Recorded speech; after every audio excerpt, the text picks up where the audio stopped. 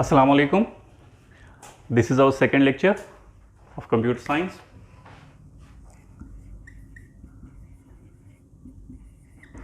And today we will be discussing computer organization.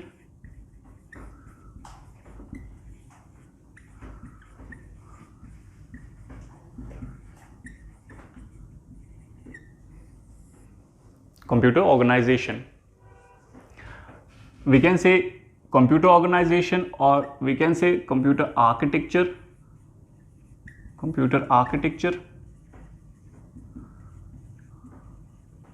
we can say block diagram of computer,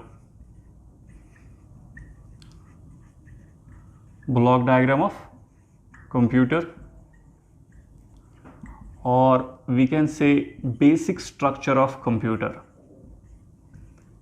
basic structure of computer.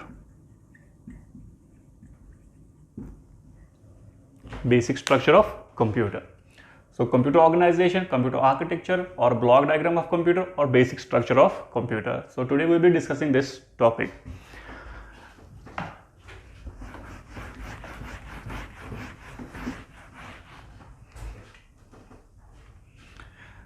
जैसा कि कल हमने देखा कि आपका कंप्यूटर जो है it's an electronic device which accepts input from the user, then stores it, then processes it, and then gives you the desired results.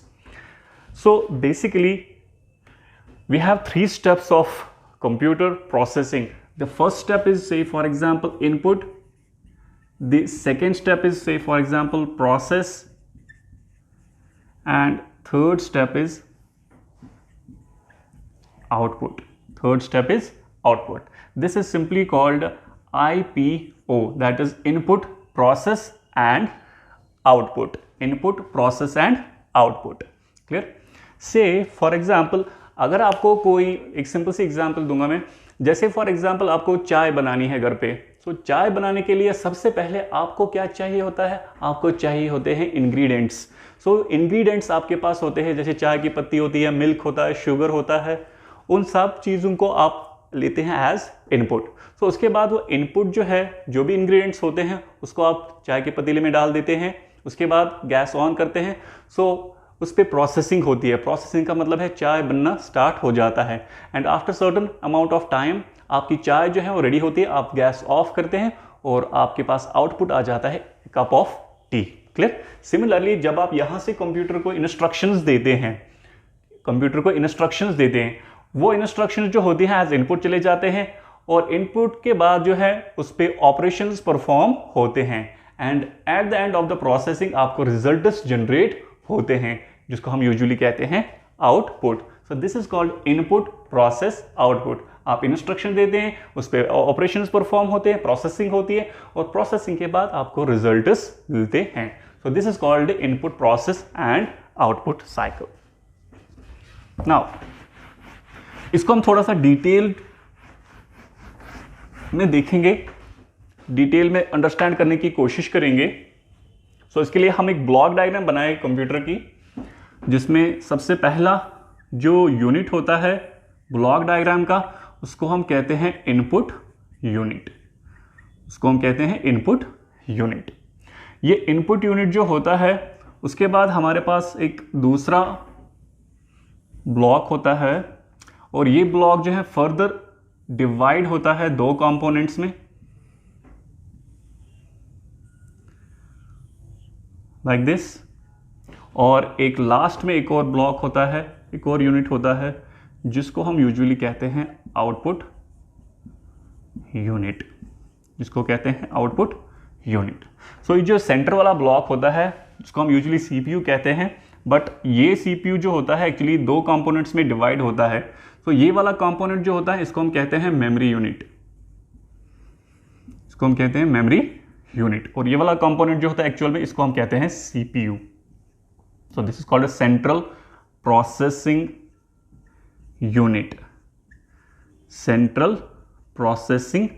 Unit इसको कहते हैं. सो this is the memory unit. So memory unit जो है ये further divide होता है two components में. एक कंपोनेंट जो होता है जिसको हम कहते हैं प्राइमरी मेमोरी, और जो दूसरा कंपोनेंट होता है उसको हम कहते हैं सेकेंडरी मेमोरी। इसको बाद में डिटेल में देखेंगे। इसी की तरह से ये जो कंपोनेंट होता है CPU, this is also divided into two components. एक कंपोनेंट जो होता है उसको हम कहते हैं ALU और दूसरा जो कंपोनेंट होता है उसको कहते हैं CU। ALU and CU। So this CPU is actually composed of ALU and CU, that is arithmetic and logic unit. CU जो है this stands for control unit. Clear? So this is arithmetic, this is arithmetic and logic unit, and this CU is control unit. This CU is control unit. This CU is control unit. Clear? So through input unit हम क्या कर सकते हैं, हम खाली instruction submit करते हैं। सो आपका जो इनपुट यूनिट होता है, जो भी इंस्ट्रक्शंस होते हैं, जो भी डेटा होता है, ये इनपुट यूनिट एक्सेप्ट कर लेता है। सो यहाँ पे आप इंस्ट्रक्शंस सबमिट करते हैं, इंस्ट्रक्शंस। सो इंस्ट्रक्शंस जो है थ्रू इनपुट यूनिट रिसीव होते हैं और कन्वर्ट होते हैं इनटू कंप्यूटर एक्सेप्टेबल फॉर्मेट में। और उसके बाद सबसे पहले आपका डेटा जो है वो प्राइमरी मेमोरी के पास चला जाता है। दैट मीन्स आपका डेटा जो है प्राइमरी मेमोरी में स्टोर हो जाता है। क्लियर? उसके बाद प्राइमरी मेमोरी में स्टोर होने के बाद जो है आपका डेटा जो है ALU के पास चला जाता है फॉर प्रोसेसिंग। ALU के पास चला जाता है फॉर प्रोसेसिंग। उसके बाद ALU जो है after performing all the operations on data ये रिजल्ट जनरेट करता है और वापस आपका रिजल्ट जो है प्राइमरी मेमोरी में स्टोर रहता है। और उसके बाद प्राइमरी मेमोरी से आपका रिजल्ट जो है, आपका जो आउटपुट है वो डायरेक्ट हो जाता है आउटपुट यूनिट को। और आउटपुट यूनिट के थ्रू आपको रिजल्ट्स मिलते हैं, आपको रिजल्ट्स मिलते हैं या आप कह सकते हैं आपको इंफॉर्मेशन मिलती है, आपको इंफॉर्मेशन मिलती है। क्लियर? इसके अलावा आप देखोगे यहाँ पे दो और कंपोनेंट्स होते हैं, सेकेंडरी मेमोरी होती है या आपके पास कंट्रोल यूनिट होता है। सो जब इनपुट यूनिट के थ्रू डेटा सबमिट होता है वो सबसे पहले प्राइमरी मेमोरी में स्टोर होता है। सो प्राइमरी मेमोरी हमारे पास मेमोरी यूनिट में एक ऐसी मेमोरी होती है जिसमें डेटा जो है टेम्परेरीली स्टोर रहता है। बिफोर कि उस पर कोई प्रोसेसिंग हो, बिफोर कि उस पर कोई प्रोसेसिंग हो, आपका डेटा जो है प्राइमरी मेमोरी में टेम्परेरीली स्टोर रहता है। क्लियर? टेम्परेरीली स्टोर रहता है because your CPU only communicates with the primary memory. तो CPU जो है वो प्राइमरी मेमोरी के साथ कम्युनिकेट करता है। सो चाहे कोई भी डेटा हो, whether it is an operating system और any user data, so data has to be stored on primary memory.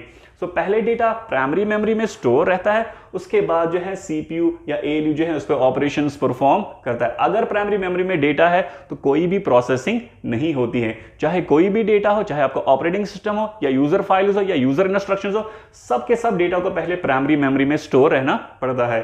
सो जब प्राइमरी मेमोरी में डेटा है तभी प्रोसेसिंग होगी बिकॉज CPU जो है it actually communicates with the primary memory. अगर primary memory नहीं होती है, प्राइमरी में डेटा नहीं है, तो कोई भी प्रोसेसिंग नहीं होगी। क्लियर? सो यहां पे प्राइमरी मेमोरी में डेटा जो है ये टेम्परेरीली स्टोर रहता है। But if you want to store the data permanently then आप सेकेंडरी मेमोरी का यूज कर सकते हैं। जैसे आपने कोई फाइल बनाई, अभी वो प्राइमरी मेमोरी में ही स्टोर है, और जब आप सेव करते हैं फाइल को तो वो परमानेंटली स्टोर रहती है, वो परमानेंटली स्टोर हो जाती है किसी सेकेंडरी स्टोरेज डिवाइस पे, चाहे आपकी हार्ड ड्राइव हो, चाहे आपकी पेन ड्राइव हो, तो वहां पे वो परमानेंटली स्टोर रहती है। बट प्राइमरी मेमोरी में डेटा जो है वो टेम्परेरीली स्टोर रहता है। क्लियर? इसके अलावा the component of the ALU जो है, the component of the CPU जो है that is ALU। So ALU जो है this is actual CPU, this is actual CPU। इसको नाम ही वो कहते हैं, इसको नाम से ही पता चलता है this is arithmetic and logic unit, arithmetic and logic unit, because this unit is responsible for performing all the arithmetic as well as logical operations on data, arithmetic as well as logical operations on data. क्योंकि हमारे computer में या तो arithmetic operations होती हैं या तो logical operations होते हैं, तो सारे ऑपरेशंस को परफॉर्म करता है यही ALU। So ALU जो है this is the main component of the CPU and this is responsible for overall processing of data. This is responsible for overall processing of data, or we can say this is responsible for performing all the arithmetic as well as logical operations on data. Clear? Now we have one more unit, this called control unit. So control unit जो है this is the component of the CPU, this is the component of the CPU.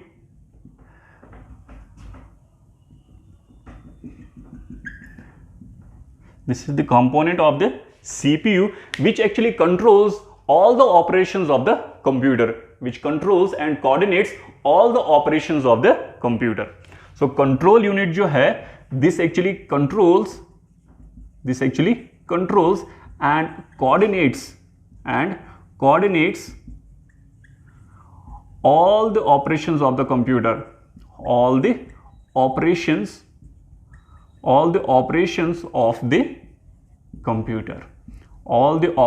of the computer. So ये जो dotted line मैंने यहां पे दिखाई control unit से, these represents control signals, these represents control signals. और यहां पे जो सॉलिड लाइन यहां से जा रही है, this is called a data flow, और we can say data flow signals. Clear? So control signals जो है डॉटेड लाइन से हमने रिप्रेजेंट किए, और जो डेटा फ्लो हो रहा है उसको हम सॉलिड लाइन से रिप्रेजेंट करते हैं. सो इसका मतलब कंट्रोल यूनिट जो है, it controls the input unit, control unit जो it also controls the memory unit, control unit जो है it also controls the output unit. So this unit is actually responsible for controlling all the operations of the computer or coordinating all the operations of the computer. So we can say, जैसे हमारी body होती है, for example अगर मैं यहाँ पे prick करूंगा किसी को, तो सिग्नल जो है वो ब्रेन तक कैसे पहुंच जाती है? सिग्नल जो है वो ब्रेन तक पहुंच जाते हैं because of nervous system. So similarly this control unit acts as a nervous system for the computer. This acts as a nervous system for the computer. This acts as a nervous system for the computer. This control unit acts as a nervous system for the computer. Nervous system for the computer. Nervous system for the computer. Clear? This acts as a nervous system for the computer. Why? Because it controls and coordinates all the operations of the computer. जैसे input कहाँ पे store करना है और कहाँ से memory से कैसे डेटा जो है ALU के पास आएगा, ALU जो है कैसे डेटा जो है वापस मेमोरी में स्टोर करेगा, उसके बाद मेमोरी से कैसे डेटा जो है वो आउटपुट यूनिट को डायरेक्ट होगा. So these all operations are controlled by the control unit. So ALU plus CU together is called CPU. Clear? So इन दोनों को कंबाइन करके हम कहते हैं CPU, that is a central processing unit, जिसको हम यूजुअली कहते हैं ब्रेन ऑफ द कंप्यूटर, जिसको हम कहते हैं ब्रेन ऑफ द कंप्यूटर, जिसको हम कहते हैं ब्रेन ऑफ द कंप्यूटर, जिसको हम कहते हैं brain of the computer. So this is actually the block diagram of the computer or basic structure of the computer, or we can say this is the basic organization of the computer. This is how computer actually works. कैसे instructions आती हैं input unit के through, convert होती हैं into computer acceptable format, and then उसके बाद data जो है वो स्टोर रहता है प्राइमरी मेमोरी में, और उसके बाद ALU जो है प्राइमरी मेमोरी से डेटा उठा के उस पर प्रोसेसिंग परफॉर्म करता है, और उसके बाद रिजल्ट जो है वापस प्राइमरी मेमोरी में स्टोर होते हैं और डायरेक्ट हो जाते हैं आउटपुट यूनिट को. तो ये सारी ऑपरेशंस को कंट्रोल करता है control unit. And if you want to store the data permanently, आप सेकेंडरी स्टोरेज का यूज कर सकते हैं. तो डेटा जो है सेकेंडरी मेमोरी पे परमानेंटली स्टोर रहता है. Clear? So this is the basic structure of the computer, and this basic structure of the computer was given by John von Neumann. This was given by John von Neumann. This was given by John von Neumann. Clear? So this is the basic structure of the computer. Clear?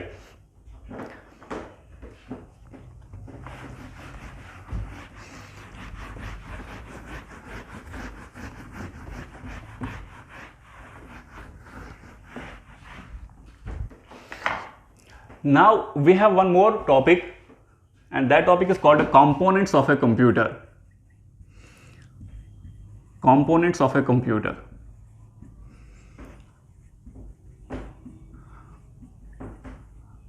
Components of a computer. So आप लोगों के हिसाब से computer के कितने components हो सकते हैं? आप बोलोगे सर एक तो इनपुट यूनिट होता है, दूसरा आउटपुट यूनिट होता है, और मेमोरी यूनिट होता है, और हमारे पास CPU होता है. These are the components of the computer. Clear? Basically we have only two components of the computer.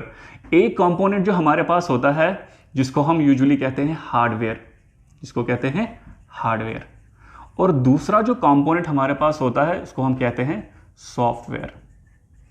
सो हमारे कंप्यूटर के दो ही कंपोनेंट्स होते हैं, एक हार्डवेयर होता है और एक सॉफ्टवेयर होता है। सो हार्डवेयर क्या होता है? All the physical components of a computer, all the physical components, all the physical components of a computer, all the physical components of a computer is called hardware. So जितने भी हमारे computer में physical components होते हैं which you can touch, which you can feel, जैसे mouse होता है आप माउस को टच कर सकते हैं, सीपीयू होता है आप सीपीयू को टच कर सकते हैं, कीबोर्ड होता है उसको टच कर सकते हैं, मॉनिटर होता है उसको भी आप टच कर सकते हैं। क्लियर? सो जो भी चीज़ होती है जिसको आप यूजुअली टच कर सकते हैं उसको हम यूजुअली हार्डवेयर कहते हैं। तो आप कैसे हैं, फिजिकल या टेंजिबल कंपोनेंट्स जो होते हैं उनको हम यूजुअली हार्डवेयर कहते हैं। सो all the physical components of a computer is actually called hardware. Next one is the software. Software जो होता है this is not the physical component which you can touch. आप सॉफ्टवेयर को टच नहीं कर सकते। जैसे मोबाइल फोन है आपके पास एंड्रॉइड, मोबाइल फोन को आप हाथ में ले सकते हैं लेकिन उसमें जो एंड्रॉइड सॉफ्टवेयर होता है उसको आप यूजुअली टच नहीं कर सकते हैं। क्लियर? सो ये जो होता है सॉफ्टवेयर जो होता है is the logical component. So all the logical components, आप ये कह सकते हैं all the logical components, logical components कह सकते हैं, या आप कह सकते हैं all the programs, all the logical components or programs of a computer is called a software, और हम ये भी कह सकते हैं सॉफ्टवेयर जो है these are basically the set of programs which are used for some particular purpose। तो हम ये भी कह सकते हैं these are set of programs used for some specific purpose, used for some specific purpose, used for some specific purpose. So we have two components, one is hardware and one is software. So all the physical components of a computer is called a hardware and all the logical components of a computer is called a software. Or we can say a software is basically a set of programs used to perform some specific task or used for some specific purpose. Clear? So these are the two components of a computer. So we will discuss these two components in detail. First we will take the software and then we will take the hardware components. Clear?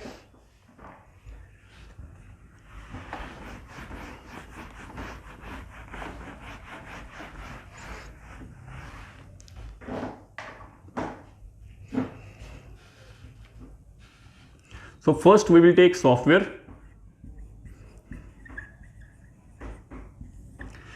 As I told you, software जो है these are the set of programs. These are the set of programs used for some specific purpose.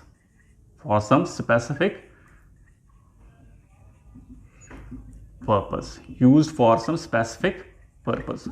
या हमने बोला कि software जो है this is the logical component, logical वो होता है जिसको आप यूजुअली टच नहीं कर सकते हैं, लॉजिकल को आप टच नहीं कर सकते हैं, फिजिकल कंपोनेंट्स को आप टच कर सकते हैं। Clear?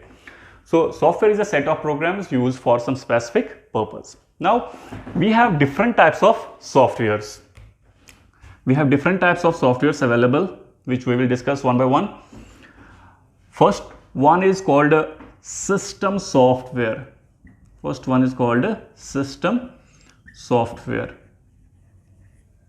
System software. Then second one is called application software.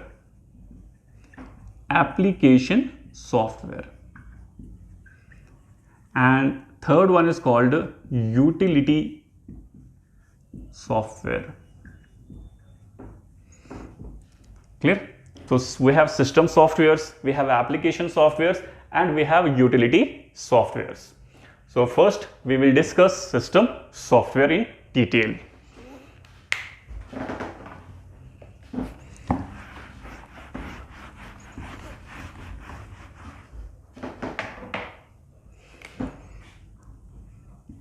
Okay, system software.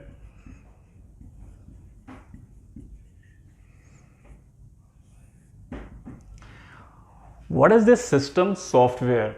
System software is a type of software, which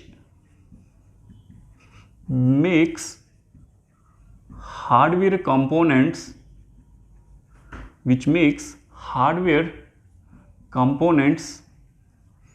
functional.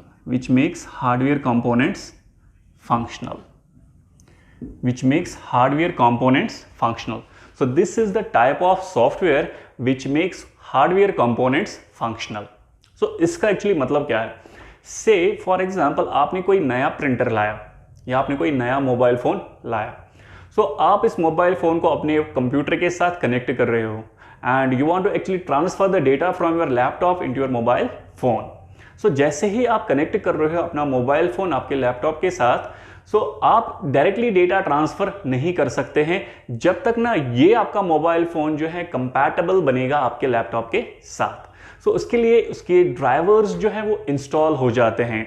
सो ये ड्राइवर्स जो होते हैं it's a kind of system software which actually makes this mobile phone compatible with your computer or your laptop, जो इस mobile phone को compatible बनाता है आपके लैपटॉप के साथ. So this is the type of system software. तो system software जो है जितने भी हार्डवेयर कंपोनेंट्स होते हैं उनको फंक्शनल बनाता है, अदरवाइज वो फंक्शनल नहीं बनेगा. जैसे फॉर एग्जांपल आपने नया कोई लैपटॉप लाया और उस लैपटॉप में अभी ऑपरेटिंग सिस्टम इंस्टॉल नहीं है एंड आप स्विच ऑन कर रहे हो, क्या आप उस पर काम कर पाओगे? नहीं, आप उस पर काम नहीं कर पाओगे. क्यों नहीं कर पाओगे? क्योंकि उसमें कोई सॉफ्टवेयर ही इंस्टॉल नहीं है जिसके साथ आप इंटरैक्ट कर दे. बिकॉज हम यूजर्स जो होते हैं हम डायरेक्टली हार्डवेयर के साथ इंटरैक्ट नहीं कर सकते, हमें सॉफ्टवेयर के साथ इंटरैक्ट करना है. फिर सॉफ्टवेयर इंटरनली जो है वो हार्डवेयर के साथ खुद ही इंटरैक्ट करता है. क्लियर? सो हम डायरेक्टली हार्डवेयर के साथ इंटरैक्ट नहीं कर सकते हैं. सो दैट्स वाई हम डायरेक्टली अगर हमारे कंप्यूटर में सॉफ्टवेयर इंस्टॉल नहीं है हम उस पर काम नहीं कर सकते हैं. सो जो सबसे पहला सॉफ्टवेयर इंस्टॉल होता है आपके कंप्यूटर में उसको हम यूजुअली ऑपरेटिंग सिस्टम कहते हैं. बट ऑपरेटिंग सिस्टम जो होता है वो भी सिस्टम सॉफ्टवेयर ही होता है जो एक्चुअली आपके कंप्यूटर को फंक्शनल बनाता है, जो आपके कंप्यूटर को वर्केबल बनाता है सो दैट कि आप उसके साथ इंटरैक्ट कर सके. क्लियर? सो ये सिस्टम सॉफ्टवेयर जो होता है it actually makes your hardware components functional. एक और सिंपल सी एग्जांपल दूंगा मैं. जैसे आपने नया कोई प्रिंटर लाया बाजार से, सो आप वो प्रिंटर जो है अपने लैपटॉप के साथ कनेक्ट कर रहे हो. सो जैसे ही आपने अपना प्रिंटर जो है लैपटॉप के साथ कनेक्ट किया, आप प्रिंट कमांड देने की कोशिश कर रहे हो तो आपको प्रिंट नहीं आ रहा है. क्यों नहीं आ रहा है? क्योंकि आपने उसका सॉफ्टवेयर जो है वो इंस्टॉल नहीं किया, उसके ड्राइवर्स इंस्टॉल नहीं किए. जैसे ही आप प्रिंटर का सॉफ्टवेयर इंस्टॉल कर रहे हो, आप प्रिंट कमांड देने की कोशिश कर रहे हो तो वहाँ पे आपको डायरेक्टली प्रिंट आउट आ जाता है, क्योंकि वो सॉफ्टवेयर जो है आपके इस प्रिंटर को कंपैटिबल बनाता है आपके कंप्यूटर के साथ, आपके लैपटॉप के साथ. सो वो सॉफ्टवेयर जो आपके हार्डवेयर कंपोनेंट्स को हार्डवेयर कंपोनेंट्स आपके कंप्यूटर के साथ फंक्शनल बनाता है या आपके हार्डवेयर कंपोनेंट्स को फंक्शनल बनाता है उसको हम कहते हैं सिस्टम सॉफ्टवेयर. उसको हम कहते हैं सिस्टम सॉफ्टवेयर. क्लियर? तो हमारे पास सिस्टम सॉफ्टवेयर के कुछ टाइप्स होते हैं. फर्दर इसको हम फर्दर डिवाइड करेंगे. तो सिस्टम सॉफ्टवेयर में सबसे पहले हमारे पास जो सॉफ्टवेयर आता है उसको हम कहते हैं ऑपरेटिंग सिस्टम. इसको हम कहते हैं ऑपरेटिंग सिस्टम. थोड़ा सा बड़ा टॉपिक है ऑपरेटिंग सिस्टम, इसको हम डिटेल में देखेंगे लेटर ऑन. उसके बाद सेकंड जो है जिनको हम कहते हैं डिवाइस ड्राइवर्स कहते हैं. थर्ड एक टाइप जो होता है हमारे पास जिनको हम कहते हैं लैंग्वेज ट्रांसलेटर्स.